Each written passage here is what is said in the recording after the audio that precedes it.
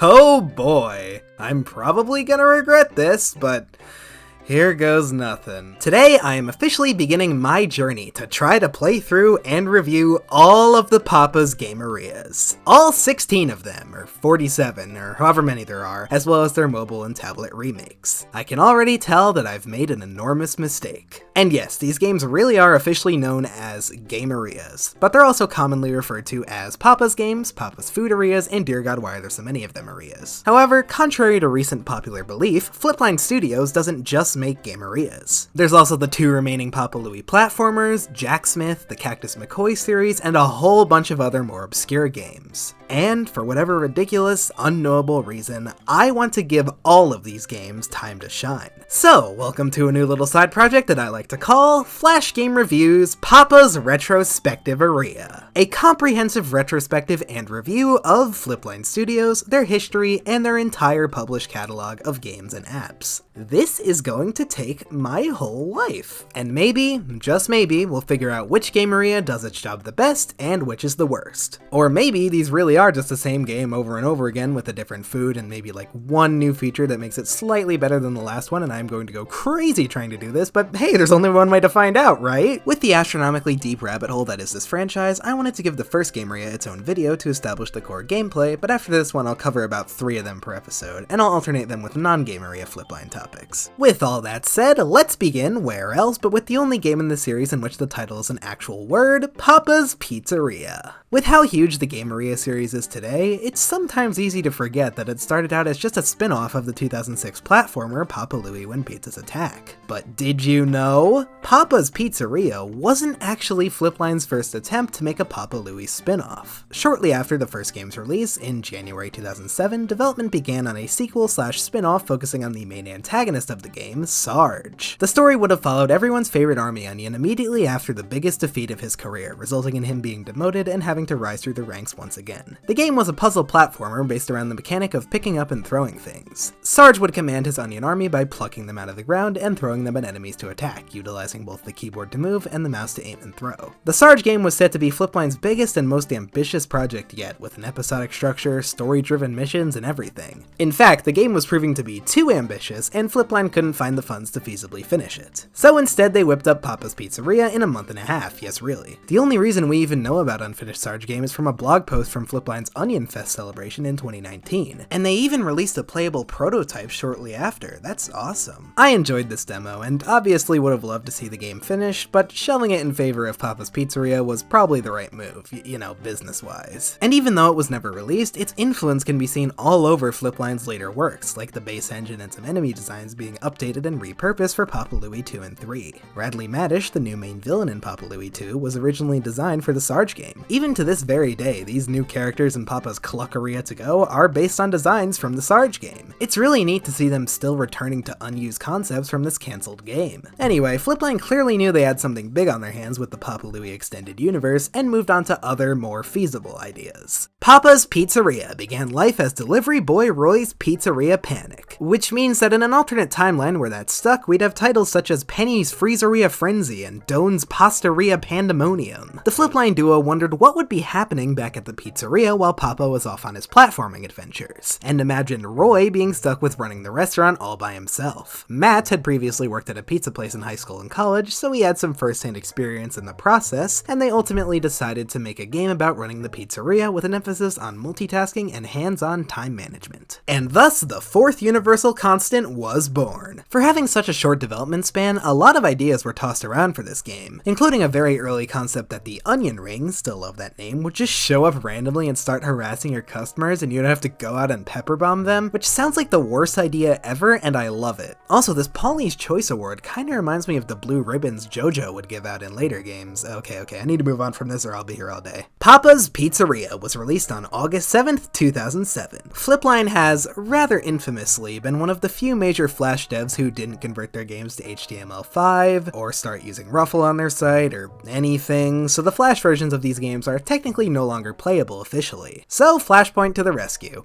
as always. Anyway, that's enough backstory for now. It's time for the start of the biggest mistake of my life. This is Papa's Pizzeria. Starting up a new file, the game begins with another great fully animated intro. Gee, it sure would suck if they stopped doing these and only used slideshows after this game. Oh. Delivery boy Roy, you remember him, returns to the now slightly renamed Papa's Pizzeria after making a delivery. Roy opens the back door, but the lights are off and there's no one in sight. He calls out for Papa Louie, to no response. Then he finds a note left on the counter. Papa has run off on another one of his adventures and tasks Roy with running the pizzeria while he's gone. Roy reacts accordingly. Right off the bat, this series has some unexpectedly strong world building. Like, this is the same restaurant where When Pizza's Attack takes place, we're playing as Roy, who we met in that game, and all of the customers Papa rescues throughout that game return and show up to order pizza. This will become a recurring theme, and I greatly appreciate how much thought Flipline puts into this world that 90% of players won't even realize is there. I'm sure the gameplay of this series needs no introduction, but I'm gonna do it anyway. The Gameria series is less about actual cooking and presentation or whatever like most cooking games, although that is still a factor, but instead focuses more on time management, strategy, and juggling multiple tasks at once. Here's how these games work. The food making process is split into usually 4 distinct stations, which you can switch between freely. As for the 4 stations in Pizzeria, the order station remains practically the same throughout the entire series, and it's where customers will periodically show up throughout the day and you have to take their orders. If you don't take their orders fast enough or take too long to bring them their food, you'll lose some points here. Taking an order is just one click, but it does take a good amount of time for Roy to copy all the details onto the order ticket. The whole point of the game is careful time management, so time does not stop while you're taking a customer's order. So while you're listening to Big Polly taking forever to tell you he wants exactly 4 sausages on the right side and 4 onions on the left side of his pizza, the pizzas in the oven are probably burning. Next is the topping station. Click and drag to put the exact amount of toppings in the exact sections of the pizza the customer ordered. Yeah, as alluded to before, Papa's customers can get comically specific about their pizza toppings. Like, who does this? After the pizza is topped correctly, you send it off to the baking station. Every Gameria has one of these stations where you just have to wait for something to cook or bake or blend or boil, which gives you the opportunity to go and multitask. Make the next person's order, finish the previous one, etc. The oven can hold up to 4 pizzas at a time, and once the pizza is cooked to the customer's liking, or you forgot about it and it's burnt beyond recognition, simply click on it to take it out. There are 6 possible cooking lengths that customers will order, so it can get quite hectic trying to figure out which order needs to be cooked for how long when you have multiple pizzas in the oven. And finally, the cutting station. Very simple. Click and drag across the pizza to make a slice. Customers only have 3 preferences for cutting: 4, 6, or 8 slices. Just make sure to cut evenly such that each slice is about the same size. Finally, it's time to present the pizza to the customer. The customer will give you a score from 0 to 100 on each of the 4 stations, showing how well you did on them. Getting a higher score means they'll give you more money and tips. The game operates on a day system. A set number of customers appear each workday, with the amount increasing as you progress. Once you've served all customers for the day, Roy closes up shop and you get a results screen showing your average performance and number of tips earned. Now do it again! Rinse and repeat for like a billion hours, and you got yourself a Papa's Gameria. While the actual cooking and preparation process is very simple, the challenge comes from keeping up with many orders at once, which is a very unique gameplay concept that is executed quite well. Another staple of the Gameria series is the ticket system. Taking a customer's order produces an order ticket showing what they want, which you can freely organize and move around. There's a space on the right side of the screen to view one ticket in full, and the rest go on a line across the top. Just make sure you have the right one when you click the Finish Order button. The game encourages you to come up with your own organizational system to keep track of what orders need what. I personally group tickets into which orders are currently in the oven and which need to be cut and finished, which proved very effective. Also, quick nitpick, it's really weird that this is the only Gameria where you can't move the tickets while you're presenting a customer their order. That would have given you some much needed breathing room for organization. You can while taking a customer's order though, so why? In terms of visuals, Papa's Pizzeria retains the art style of When Pizza's Attack and refines it. I think I've touched on this before, but I really like the Papa Louie franchise's style. The character designs are very distinct, with their trademark no legs and weird open circle eyes. The series has a quite recognizable and unique visual style, and it's basically all here in the very first Gameria. I've already talked about the intro, but all the other animations are great too. The UI in Pizzeria is very strange if you're used to the other Gamerias, with the station buttons being in the top right instead of across the bottom, and this weird text box thing. The UI design from the next game would become the series standard for the rest of its run on Flash, so Pizzeria is really the odd one out here. It looks and works fine, it's just so different. The Papa Louie franchise has an extremely recognizable sound to its music. I'm not sure how to describe it, but you know exactly what I mean. You know a Papa track when you hear one. This is likely because it's established that in-universe, the soundtrack for all of the Papa Louie games is performed by the Romano Family Quartet, which is a very nice little world-building detail. And all 4 of them even show up as customers. The music in the Gamerias is generally pretty understated as to not become too repetitive, but it adds a lot to the experience. Especially the way that each station has its own music tracks smoothly transitioning between each other as you switch stations. I always love that. So I gotta admit, after playing the newer Gamerias so much, it's really weird playing one of these that's genuinely challenging?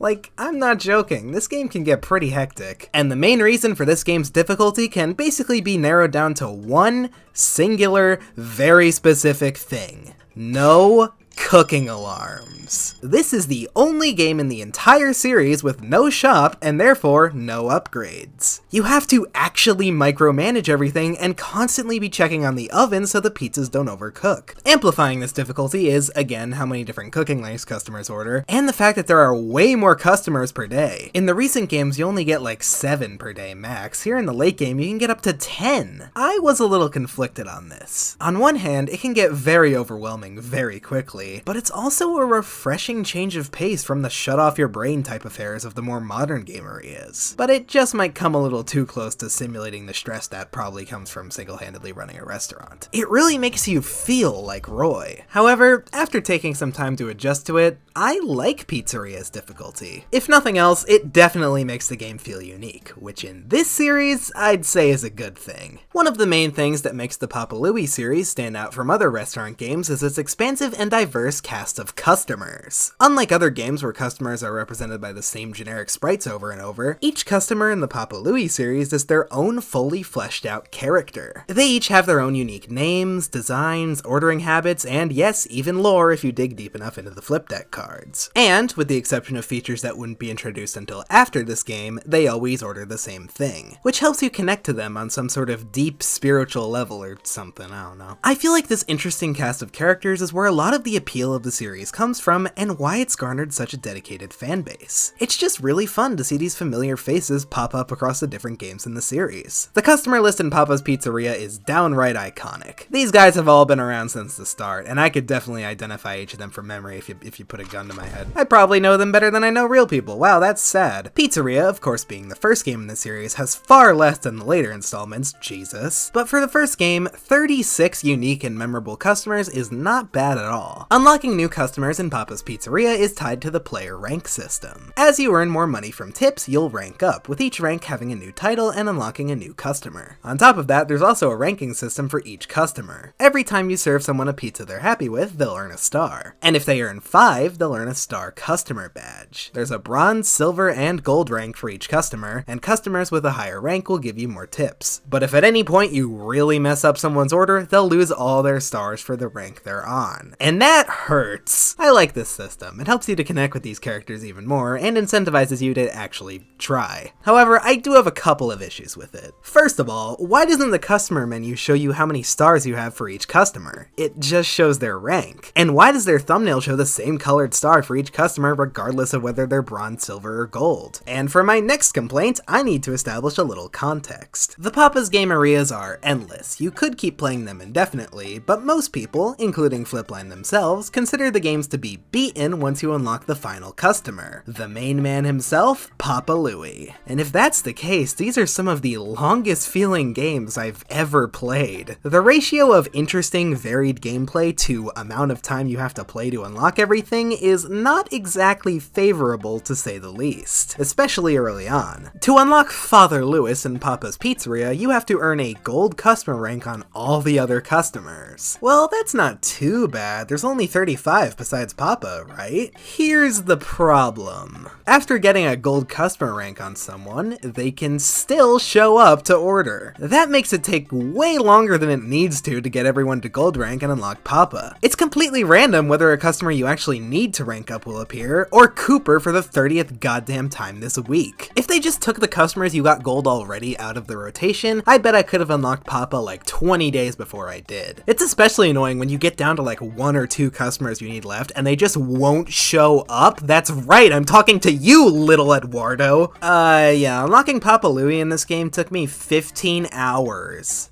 of this. It was a completely pointless grind that had no reason to take this long, but I'll admit, it was pretty satisfying to legitimately unlock Papa in this game. Most smarter people just use the old cheat code, starting a new file with the name Almost Papa. But I did it like a real gamer. And I came this far, so I might as well play 15 more days to get Papa to gold rank as well. So I can officially say that I 100%ed Papa's Pizzeria. Was it worth it? Do I even need to answer? And on that topic, yeah, there's a reason only the most dedicated Papa Louie gamers actually bother finishing these games. Once you get accustomed to the gameplay loop, they start to get monotonous and repetitive, especially in Pizzeria with basically zero extra features to mix things up. I'd say once you get used to the gameplay and everything, these games are best played while watching a video or something in the background. Once you get to that point, they really don't require your complete attention. Most of the time playing these, I feel like I'm just on autopilot. For that, these games are kind of hard to legitimately critique. Like, they can get boring fast, but they can also be really fun in short bursts. The core Gameria gameplay is not for everyone, but it clearly struck a chord with many players, and it makes sense why it's always been Flipline's most popular series. And that's Papa's Pizzeria. An enjoyable, unique little pizza time management simulator that had no idea what it just unleashed upon the world. With there being 16 games following this exact formula now, it's easy to forget that Papa's Pizzeria was actually quite unique for its time. It was a fresh new take on the cooking and restaurant management game genres that really paid off. I think for the first Gameria, it's important to judge this game for what it is rather than what it isn't. Sure, it's missing the extra bells and whistles that make the later games much better, but all Pizzeria really had to do was establish the core ideas and mechanics of a Gameria. And it did just that, providing a very solid foundation for the rest of the series to build up from. But even so, its lack of extra features causes it to become really mundane after a while, even by Gameria standards. I entirely understand why a lot of fans find this one hard to go back to, and I definitely don't recommend trying to complete it, but I think it's worth checking out to see where the series began. And the incredible success of Papa's Pizzeria allowed Flipline to fully focus on game development from this point forth, so I'd say that's a win.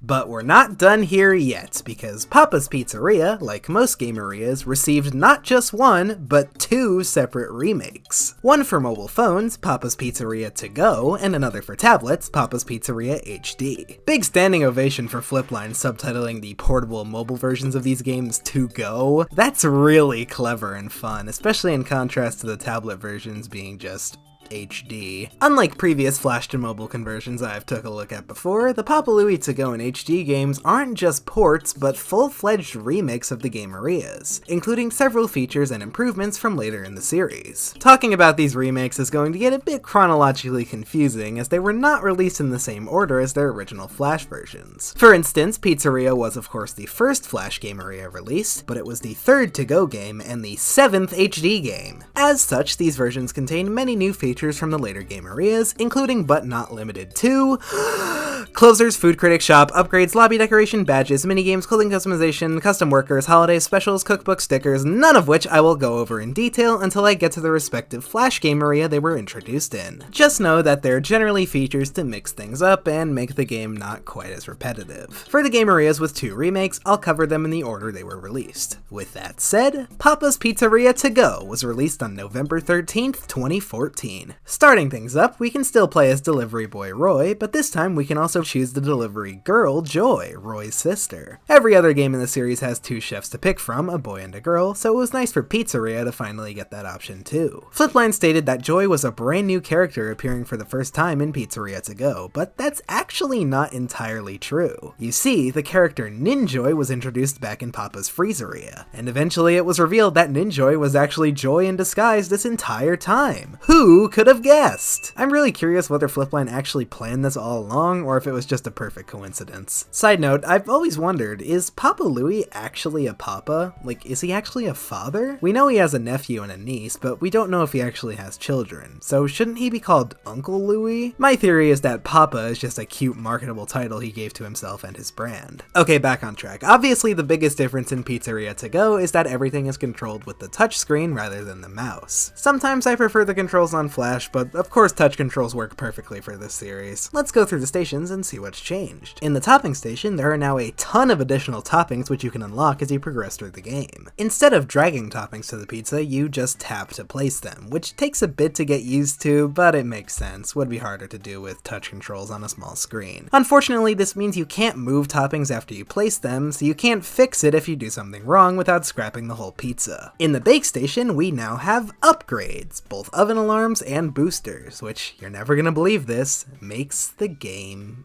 easier. Customers will also only ask for 3 different cooking lengths as opposed to 6. I appreciate how almost everything on the order tickets are color-coded now, which makes it way easier to tell what they are at a glance, especially with the cooking times. In the cutting station, you can either simply drag across the pizza to make a cut, or use 2 fingers to line up the cut and release to make the slice. That's a really neat option, and it's only possible in this version of the game. There's also a new cut type. Wow, they have it! Square! Can't say I've ever seen anyone cut a round pizza into square slices, I just feel bad for whoever gets the corner pieces. Upgrades are introduced here in the form of guides that show you where to cut for each type to get the best score. One of the big differences in the To-Go iterations compared to the Flash and HD versions of the series is the ticket system. Instead of being able to move tickets freely around the screen, we have a much simpler interface where you switch between tickets using these arrow buttons. You can also tap the top of the screen to show all your tickets at once, and tap 1 to select it. There's also the fact that you can't freely switch stations, instead having to go between them one at a time using these buttons in the bottom corners. Overall, the To-Go interface works fine, but definitely feels more rigid and not as interesting or involved as the other versions. So there are a handful of interesting additions. I gotta say though, the presentation in To-Go is a major downgrade from the Flash original. The graphics are super low resolution and the animations feel very cheap and basic. They literally put a divider in the lobby so they didn't have to animate the customers walking. And unfortunately, the intro cutscene hasn't been spared either, and has been completely slideshowified. I totally get it, you have Joy now, and it's probably not easy to port a Flash animation to a mobile game, especially back in 2014, but this is kinda lame. A lot of early To-Go games have these lackluster visuals, but I can't really blame them too much since the engine was designed with older and smaller phones in mind. It just looks bad blown up onto a more modern device. Now we come to the non-issue of pricing. Yeah, I don't know, I already bought all these ages ago with like iTunes gift cards my grandma got me for Christmas, so I haven't thought about this in a long while. The To-Go games range in price from 99 cents to $1.99 on the major app stores. I think it's fairly safe to say that all of these games are pretty much worth that price, and I don't need to bring this up again. However, they do have microtransactions, which is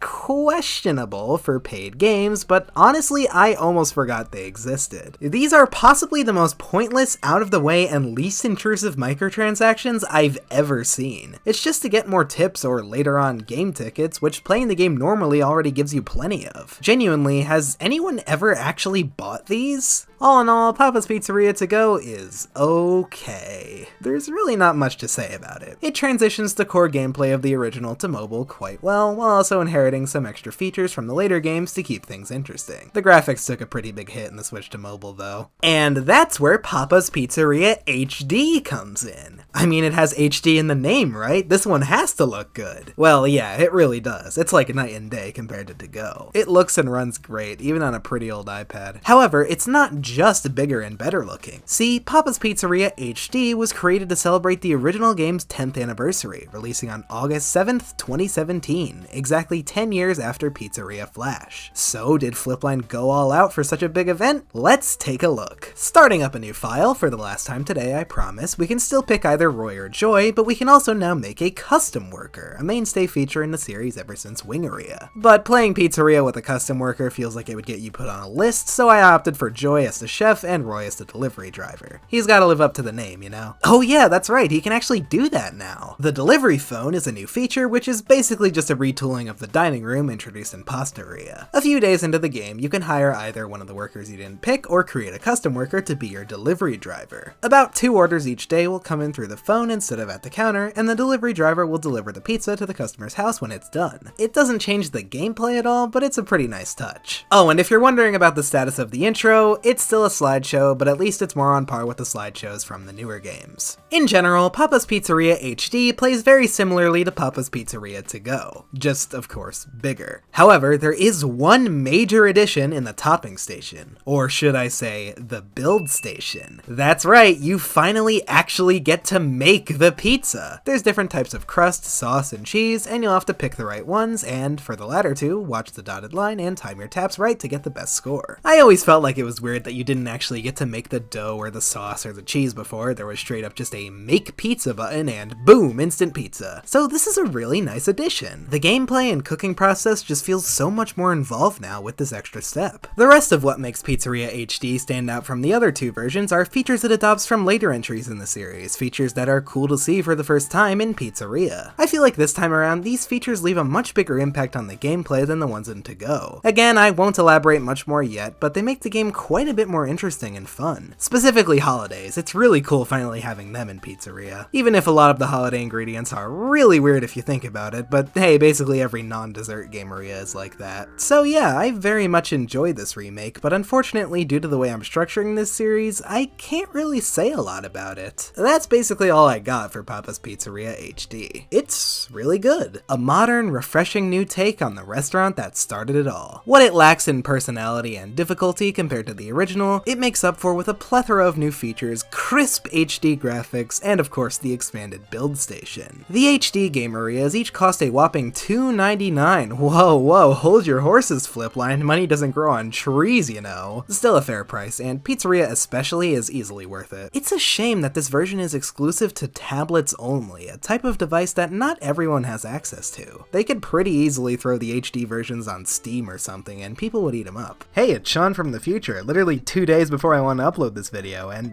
guess what Flipline decided to announce today? A little thing called Papa's Freezeria Deluxe, releasing on Steam. So yeah, that invalidates what I just said, but this also has me really excited, mainly for the idea that they can make games for PC again, and specifically on Steam. There's a lot of potential there, and I hope there's more to it than just more Gameria remakes. Though I think Freezeria is a great place to start, and definitely deserves this new deluxe treatment. So hooray for Flipline finally taking a swing at Steam, something we've all been wanting for a long time. Okay, back to the video. I suppose I should close out each Gameria by declaring which version of it is the best version. For Pizzeria, we can eliminate To Go right away, but between the other two is a real toss-up. I like Pizzeria Flash and Pizzeria HD for very different reasons. Flash has that old-school charm and unique difficulty, while HD is just an all-around very high-quality Gameria. However, at the end of the day, it would feel wrong not to give the slight edge to Pizzeria HD. After 10 years of Gamerias, each with their own enhancements and additions, it was great to revisit that old Pizzeria in a brand new way, with all those extra features in tow. The To Go and especially HD versions do a good job at taking Papa's Pizzeria and turning it into a good modern Gameria. In general, the remakes are much more streamlined and more in line with the later entries in the series, which is both a good and a kinda thing. The Flash version is still a good game and definitely worth checking out to see where the series started, but compared to the later games, even compared to the second one, it's pretty basic. But I'd be lying if I said there wasn't a certain charm to it that's missing in the remakes, and even the later Flash entries. I've already mentioned the cutscene downgrades, but one thing I loved in the original is that Roy's animations were filled with personality. He looked hesitant when opening for the day, he reacted differently based on how many tips you got, and he basically never showed any confidence. Roy's animations told you a lot about his character. And what do you have in the remakes? Just that vacant, soulless smile and recycled generic animations from the later Gamerias. I know like 99.9% of people would choose having multiple playable characters and custom workers over little personality touches like these, but personally, I really miss them. When it released back in 2007, the original Papa's Pizzeria turned out to be a massive success, being played millions of times and spread all across the internet. So you'd think that Flipline would start developing a follow-up right away, but no. That's not what happened. Instead, the game's direct successor, Papa's Burgeria, wasn't released until December 2010. So what was Flipline up to during that 3-year gap? A bunch of weird, obscure stuff that basically no one ever talks about anymore. Sounds right up my alley, huh? Well, that's a story for next time on Papa's Retrospectiveria.